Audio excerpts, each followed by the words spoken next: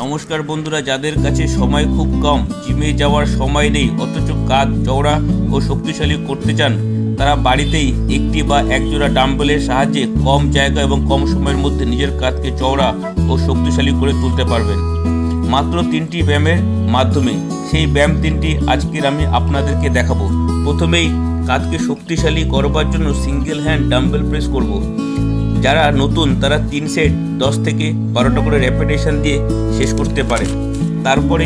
এরপরে কাঁধেরকে চওড়া দেখাবার জন্য আমরা single hand dumbbell side rise করতে হবে। এই ক্ষেত্রেও 3টি করে সেট 12টি করে রেপিটেশন আপনারা করতে পারেন এবং অবশেষে এবং শেষে আপনারা করুন ফ্রন্ট রাইজ। এটিও সেমভাবে 3টি করে সেট 12টি করে রেপিটেশন দিয়ে শেষ করুন।